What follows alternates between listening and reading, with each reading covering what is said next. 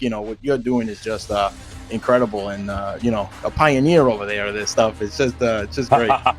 It's Right. I think it's such a compliment because 3 years ago, maybe you don't know, but 3 years ago, I mean, it was me and my son, my oldest son, fishing cards out of Tupperwares, from that have been stored for like over 20 years. We had no idea what was in there, and that's literally how the show started. So the Wow. evolution of the show from where we were to where we are now, it's just been unbelievable. It really has. It's exciting. It's exciting to say. Maybe you told me that 3 years later that I would be doing all these collaboration shows. We'd have the #1 sports card show on WhatNot. I wouldn't have believed you, but well, here we are.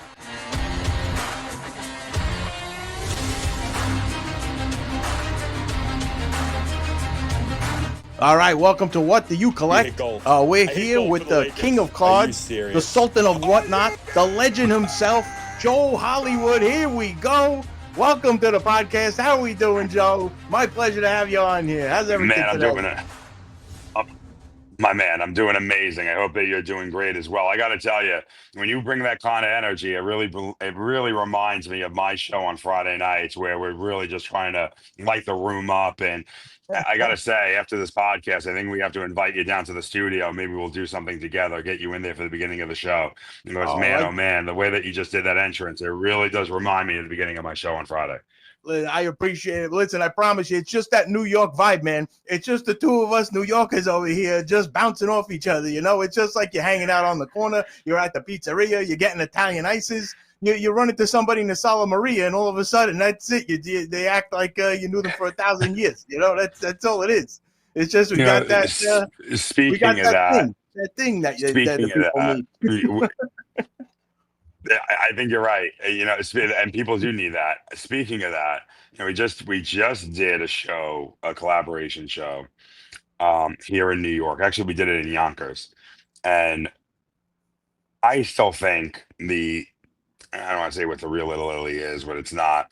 But Little Italy in the Bronx is very alive and very thriving. And so I took two of my guys down to Arthur Avenue.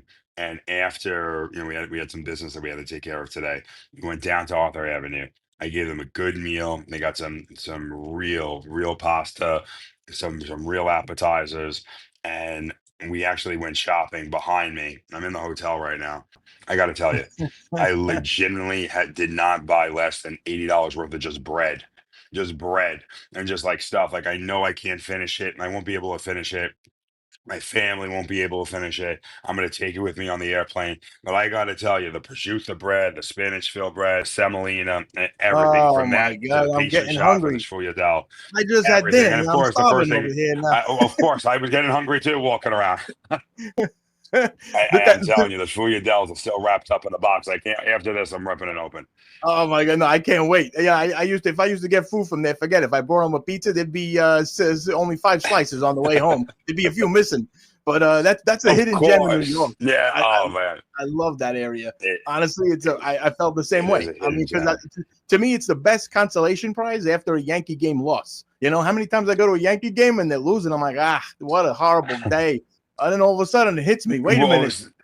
I'm 15 minutes away. You got the city, but I really love the one in the Bronx. It's just because you got the cigars. It's very reminiscent. It's so nice. You got the Cannoli King over awesome. there.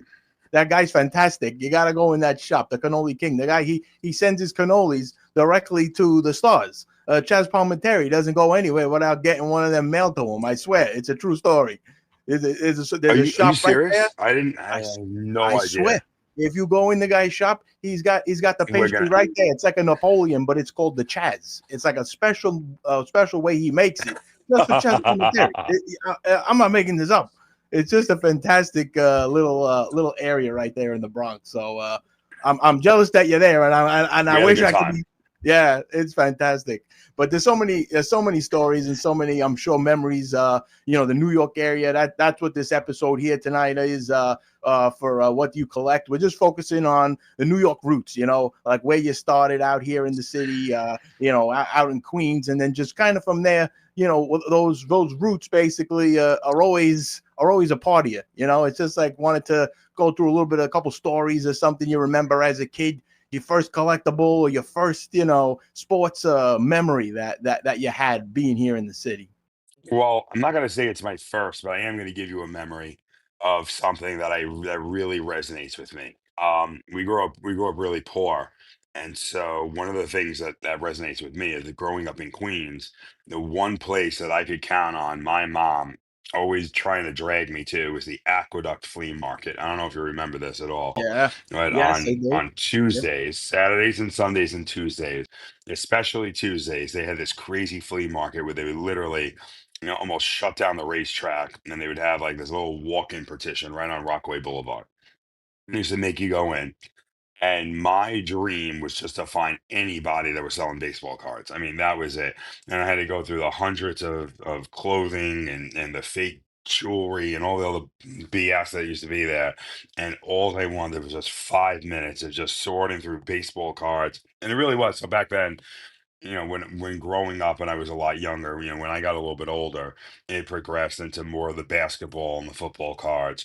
And I always had an affinity to baseball, but baseball cards when I first grew up were really what I started with. I think all of us Yep. my age kind of started that way. And they were the most popular. I mean, back when I started collecting 86, 87, 88, and that was really like you didn't really go for basketball, you went for baseball. And you went for Bo Jackson, and then obviously in Yeah. 89 you were going for King Griffey. So I remember walking down Aqueduct Flea Market and one of those 25 cents ice pops that were like dripping all over my hand and sticky. It was I was a Oh, hot forget mess. it. That's And I it. That's the remember it was the worst, right? It's 200 degrees, the sun's pounding yeah, on you, there's a the black summer and the pavement, right? humidity I know. around here. Forget it. You're sweating just sitting there. It's just horrible.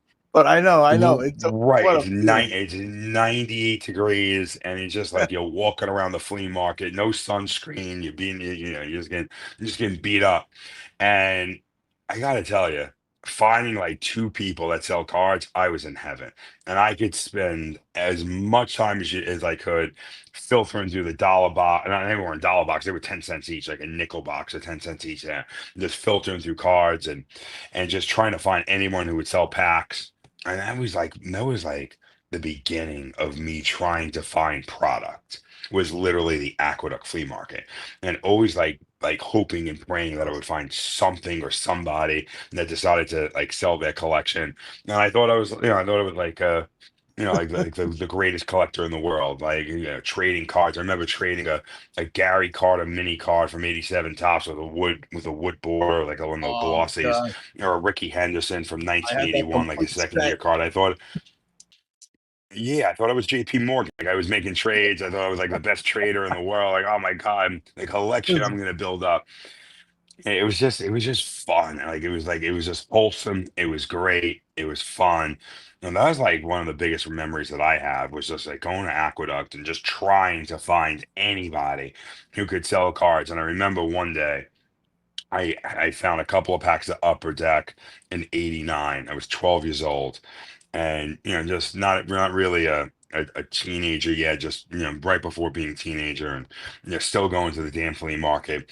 And I remember ripping open a few packs of Upper Deck, and they were expensive back then. They were like $2 a pack. I don't know if you Yeah. remember that, but They, like two they were the dollars a most pack back expensive. then. They were And like the most expensive cards up a deck at the time. They were like, oh, I got to spring for maybe one pack of those. I remember they were the priciest it was like ones. the they were like the Mercedes Benz of baseball cards, Yeah, right? Because yeah. before I, that, right, and they were 40 cents a pack. They come with bubble gum. There was no gum. They had little I know. holograms inside of them. They were fancy, right? And Yeah, everyone wanted the Ken Griffey Jr. Nobody even knew like how good he was going to be, but for some yeah. reason, like that was like the greatest rumor of all time. That's Ken Griffey Jr. is going to be the next Oh Hall of man. Fame or this and that. He was 19 years old. But guess what? People were right. And that's why they made him Yeah, card number one in that set. And it was the best. It was such an awesome chase. Still right. to this day, if we ever come into sealed cases and we feature it on the show, it's always Yeah, one of the fastest sellers, because yeah. everyone still reminisces. They still think about that card. They're like, wow, this was such a cool card. And so It's true. even to this day, when we talk about it, that set, like that collection to me was really the turning point of when went from more of something where they would just like pump out these sets. There's something that was actually not only beautiful and pleasing to the eye, but it was cool to. It was like really, really cool to have something different. It was, yeah, the holograms on the back. It was awesome. It was a Yeah. great feeling. For me, it kind of like those upper decks. I can never just throw it in the box. You know, you always had to have like the plastic to put it in. You had to put it in a book. It's like I didn't want to just. I treated those. I saved the open wrappers. I kept the wrappers even if I opened the pack. I'm like a lunatic. I would put the same card back in the same wrapper, and the good ones I would put aside, and the other ones like I would leave in there. I still have them. I got to dig through boxes, but I still got them in the house somewhere. But the memories that you have with those initial packs and cards is just crazy. Like I even like you saying, remember that Mantle Griffey auto the card with the two of them on there, like that the canvas painting one. That card I remember my entire life. That was like a couple of years later. I think that was like a couple of years later, and that was like the ultimate chase. And that card, still to this day, is like somebody actually offered me that card, and I remember them offering it to me recently. And the guy was like, "Yeah, I got to get 50. I got to get 1,500." You know, he goes, "I got to get 15 for it." I was like, 1,500. He goes, "No, 15,000." I was like, "Oh." Okay. Oh boy. All right. Oh, like, wow, that really was worth it back then. That really was a chase. Yeah, that Mantle Griffey card, that dual auto Mantle and Griffey was such a great card. Yeah, that was a classic one. I know. It's just I used to remember the same flea market. So I mean, I've been to that one as a kid, and I don't know if you ventured down the Bell Parkway over into Caesar's Bay Bazaar. This was a place that was all year round. It was just like an indoor flea market, kind of like you remember Caesar's Bay, like off the Bell Parkway, like you're going to Staten Island, and right to the left, it was like indoors and all year round, but it was a flea market. Right. So I know exactly what you're talking about. Okay. So we lived in Queens, so we were going west on the Bell Parkway, and it would always be on the left-hand side. And Caesar's Bay Bazaar. I know exactly where it was. It was but there was an issue. So my friends. Yes, it was like I forgot what exit it was. It was near Gravesend, I feel. Yeah, but exactly. I remember it was right near Ocean. Maybe it was near Ocean Parkway. I don't know. Yep. But here's the problem. So when I say this, and people don't like, I say it to a lot of people, and I say, yeah, I grew up on welfare, and they're like, well, how really bad was it? You don't understand. So our car, when I was growing up, was my great grandfather's hand-me-down. And when I tell you the kind of car it is, you're probably not even going to know what kind of car this was. It was a 1971 AMC Ambassador. Like it had no FM radio. It only had AM, right? No air conditioning. Of the fucking, they had a wheel up and wheel down the window. I mean, a lot of cars have the windows back then. Oh yeah, I know. If this car could make a trip without busting an alternator. One time my mom was driving, a foot literally hit the brake pedal, and the brake went all the way to the fucking floor. There was no brakes. And we were just flying down a hill one day. I mean, no seatbelts either. There were no seatbelts in the back seat of that car. There was no seat. You're flying around in the back. No, not in the back seat, no. Bro, it was a dance floor back there. Are you kidding me? Yeah, really. That's exactly what it was. So, it was a disco. So, going to the Caesar's Bay Bazaar, you could have been. I would have had a better chance of going to Oklahoma than going to the Caesar's Bay Bazaar. That was outside the radius. That was outside. We got as far as fucking City Line. That's where we got to. We got the City Line, and once we got the City Line, that was it. That was like literally where the car like stopped working. Like that's what I was told. You made it once or twice. No, the car doesn't go past City Line. You made it once or twice to New Hyde Park Pizza, though. No, you can make it to the New Hyde Park. New Park was down a block. New Park Pizza. The New Park Pizza was literally a block away on Cross. Yeah, that was Cross Bay Boulevard. Yeah, that was New Park Pizza. Yeah, that was a couple of blocks away. I still legendary place. Cross Bay Boulevard Diner, I still go. I'm like, the diners in Brooklyn are just something that, like, if you've never been in one or experienced it, it's just something like you're in a movie. You go in there, it's like everyone's a character. Honestly, if there was a reality show just in a Brooklyn diner, I think you'd be entertained for seasons on end. I mean, it's just who's complaining about the Jell-O? How do you complain about Jell-O? It always tastes the same. I mean, there's just people come up with the craziest things in these Brooklyn diners. always open. The diners were constantly open. There was always a fight. There was either always a fight or you ran into somebody's ex-girlfriend at the weirdest time, 7 in the morning, 3 in the morning. It didn't even matter. And you coming home from you were hanging out. You were you were at the club. You were partying the night before. Everyone gets hungry. You didn't want to go. Like it's different. Like when you Yeah. don't live in the five boroughs and you live outside of it and you see what life is. I try to Yeah. explain this to people and they don't understand. Like I work with people like I have these guys like Double E. Like Double E came, he's chewing a toothpick. It looked like he was baling hay for 6 hours. Like you didn't understand. I'm like I try to explain these things. And it's just like, cool. Like, they don't get it. Like, they don't understand. So for I me, get it's like he doesn't get it. So I think like for us, like these are the kind of things that were kind of normal. And I think if you it's true. lived like 48 other states, like maybe it was kind of normal in Jersey. But other than Yeah, that, like if yeah, you're no, like it's you were true. like from the outside looking in, like what's wrong with these people? Like what are they doing? And but like to us, like that's how we grew up. It's kind of cool. And then Uh, you take a look at how our minds work, like why we started our collections. I'm not sure how you started, but for me, my collection was everything. Like it really yeah, was. Like I protected it like amongst none other. Like even when I yeah, got older, like that collection, like my card collection, even though I'm not telling you it was the most valuable because it wasn't. Like I had some really good cards in there. I found out that I had a couple of very expensive cards that I sold for, for like a box of Cracker Jacks when I first started. And I had no uh, idea how these yeah, values, went up. But like the funny thing is I always had this real passion and love for the hobby that was yeah, kind of hard to explain to other people. And then when you go online and you go on WhatNot or you go on a couple of these, these services that you go on and these apps, and now you're able to like run into people that have that same passion that you do. It's like, oh my God, absolutely. where have Yeah, these people been all my life? Because yeah, they have yeah, that same connection and these personal collections. And I think that's where the future is going. I think to me, yep. when you talk about like these PCs and people really have these affinities towards certain players, and they don't even have to be like the Kobe's and the Jordans.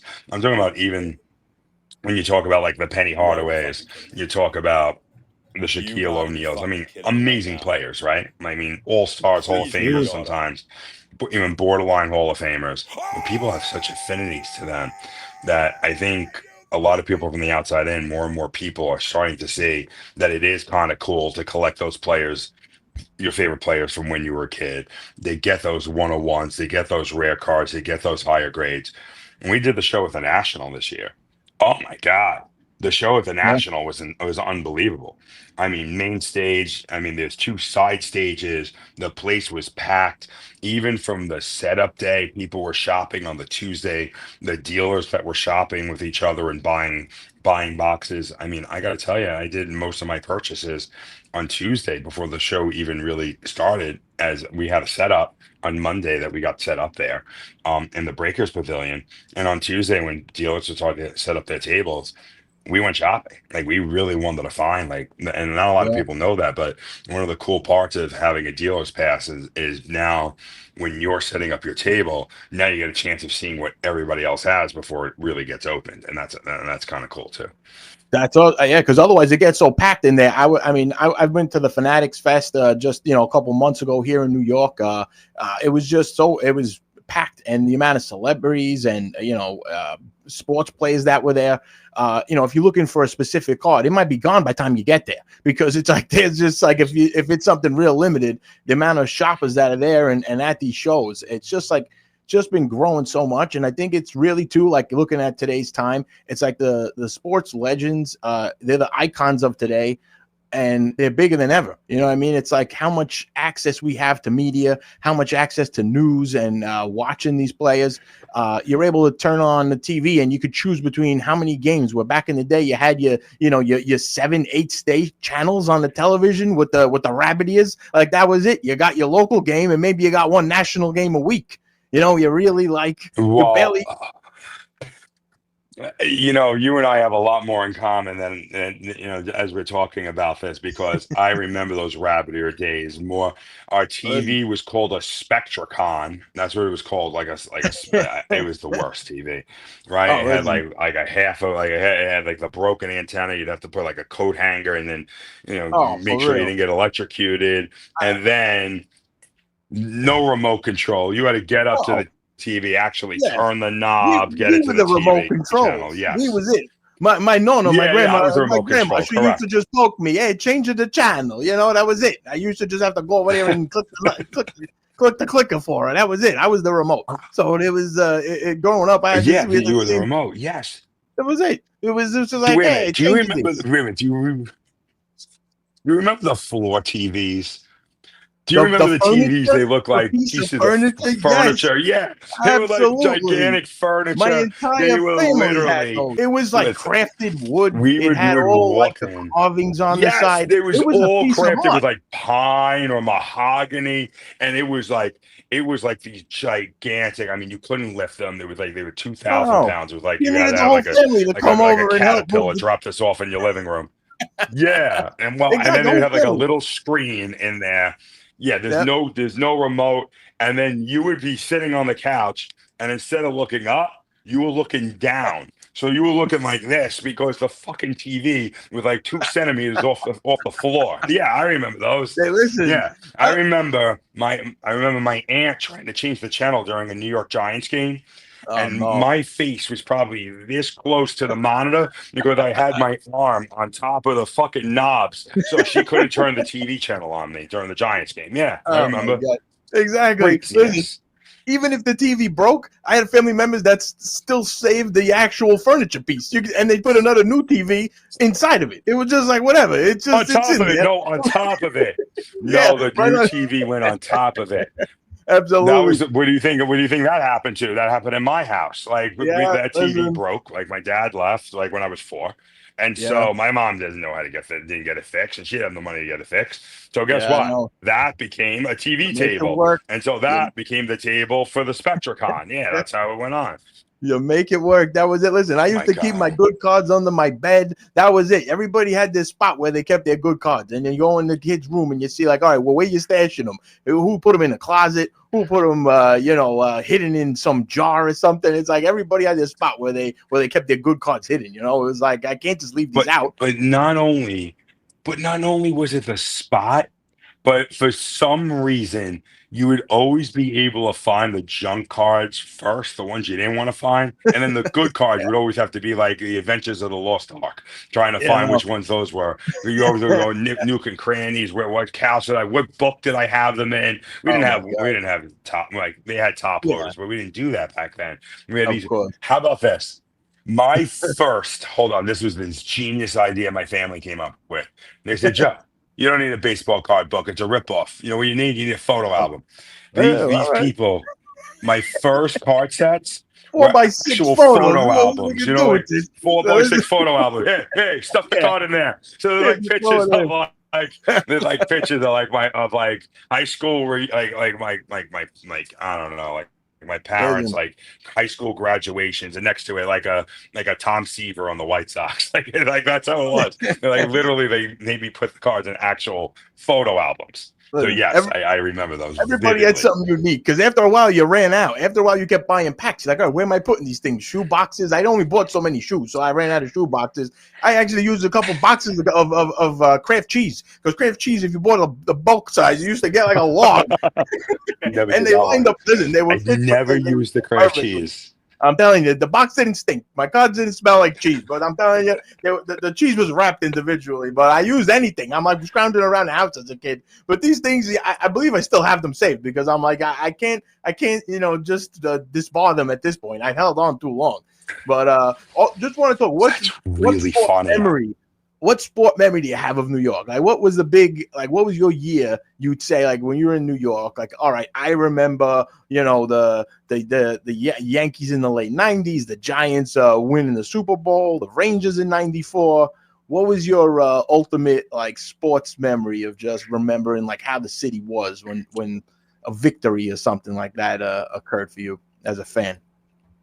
So I have a little bit of a different memory. My memory is I remember well, we grew up in Queens, and I remember my whole family was like, well, we should take Joe to one baseball game a year. I was like, oh my God, it's great. And they Yeah. tried to push the Mets on me so bad that Uh-oh. I became a Yankee fan. Like, because they were just like, oh, you just go over here. It was the Mets. It's so convenient, this and that. And Yeah. it was like it was lack of effort. I don't know. I was like, it was crazy. I still am when it comes to this. I felt like their motivation to take me to the game was for distance instead of who the better team was. And even though the Mets were way better than the Yankees were back in the mid to late 80s, I mean, the Yankees were awful. I mean, you know how Yeah. many shortstops we went through? Oh, I And you know how many remember. third basemen that we went through between like Uh, 87 to like 92 the before Pat Derek Jeter Kelly, came in the there? Mike It was like Gallegos. How many what do you want me to go through all? Alvaro, Espinosa, Wayne Tollison. Oh I my mean, God. these guys was just like, oh my God. I mean, it I was know. just, it was atrocious. I mean, just the hamster wheel of these Yeah. just the infielders. I was like, oh my God, maybe this guy could hit a home run. No, this guy went 0 for 4. I mean, with the Joel Skinners at catcher, like I Oh, remember them saying, "Oh, this guy's an okay catcher. Doesn't hit very well." I looked up his batting average the other day with like 148. I was like, "Oh my God!" I was we would like, have taken "Holy anything. shit!" The grade school I went to had better numbers than this guy. Yeah, no, Right? It was really, so awful. it was So bad. yeah, It was it was. horrible. They were bad. They were awful. But And you I were became still a Yankee attracted. fan It from was number maybe it one. was the pinstripes. Maybe it was those pinstripes. What No, I was fell in love with Phil it? Rizzuto. Phil Rizzuto Oh, said, there "Holy we go. cow!" All right. Number The one. scooter. Yeah. And number This two, we couldn't afford cable, and WPIX used to have the games on sometimes, but they would always have like the weird games on, like live in Seattle at like 11 yeah. p.m. You know, it was 10 p.m. The Yankees would play the Mariners, and it was before like King Griffey Jr. got up there, or maybe Oh when he was yeah. just starting, and it was just great, like staying up late as a kid Yeah. watching the Yankees. It was the best, man, and so for That me. was I really did. I really enjoyed watching those games. It was a lot of fun. That's awesome. That's great. I mean, it's just watch it. The old announcing. I think it's just like some of those memories, and it will never leave you. You know, you hear that voice, you listen to Phil Rizzuto, and announcing a game. It just brings you right back, to those times. And I'm sure in the future it's going to be the same here in John Sterling. You're gonna all of a sudden bring you back to these, to these years, and you're gonna say, I remember when I was watching that game. It's amazing. Some of the And, memories never and leave don't you. get me wrong, right? Like, don't get me wrong. Like, I love when the Yankees won in 96. And of course, the heartbreak in 97, '98, Yeah. '99. Okay. And Yep. in 2000, like, I love that. And obviously, the New York Rangers and the Knicks run in '93, '94. Like, I really thought the Knicks and the Rangers were both going to win. At least we got the Rangers to win a Stanley Cup after 54 years. But, Yeah. and the Knicks are still looking for their first, their first love. But, and I'm a huge New York Giants fan. I think my best memory growing up was that '86 New York Giants Super Bowl run and them winning it in Pasadena at the Rose Bowl in 1987. That for me, I think just built my affinity to New York sports.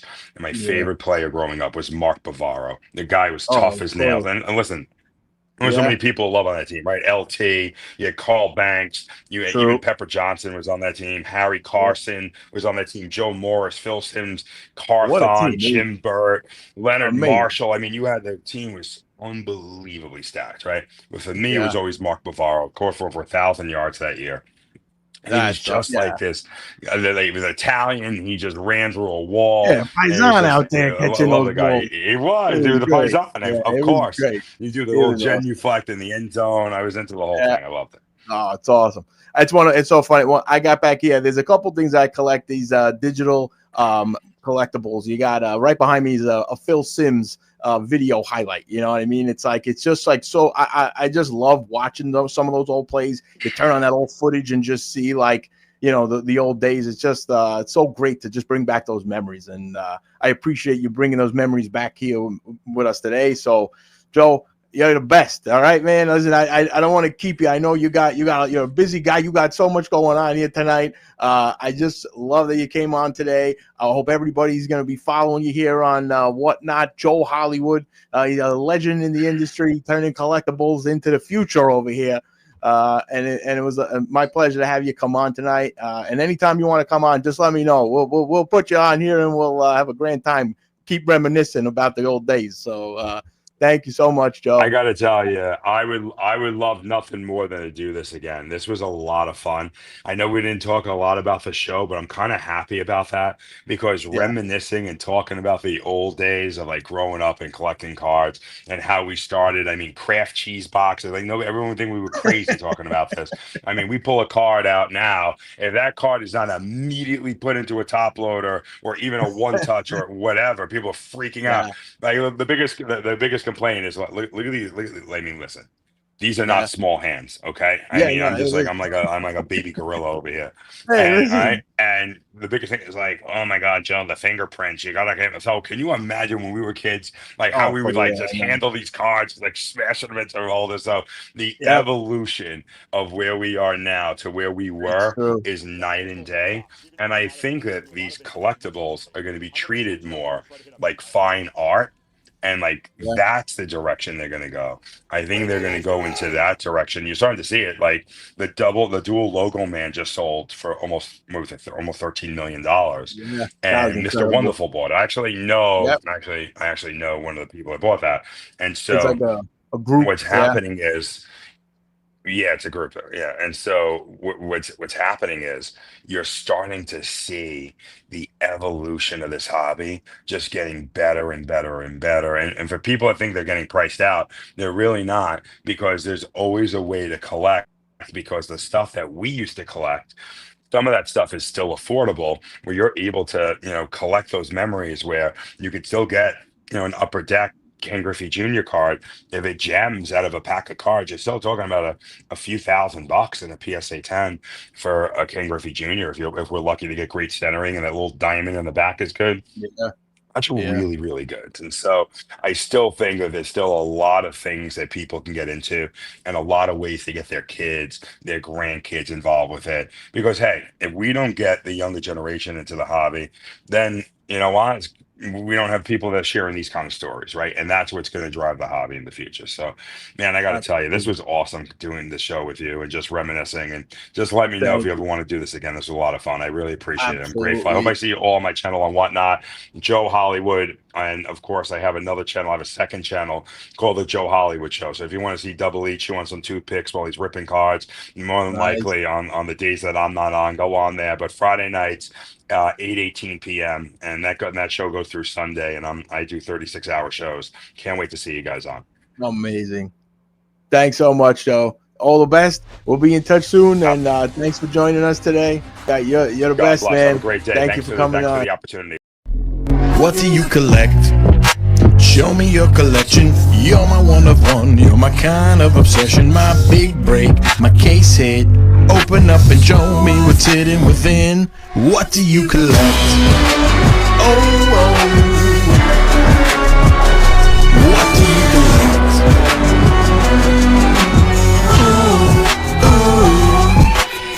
Flipping through your comics, hand-drawn heroes in hand, Pokemon, magic, be friends from across the land, graded gem slabs, she's my number 10. Tell me all your stories, I'll start you up again. Secrets in your binder, treasures in your room, every little sticker, every little cartoon. What do you collect? Show me your collection. You're my one of one, you're my kind of obsession. My big break, my case hit. Open up and show me what's hidden within. What do you collect? Oh, what do you collect?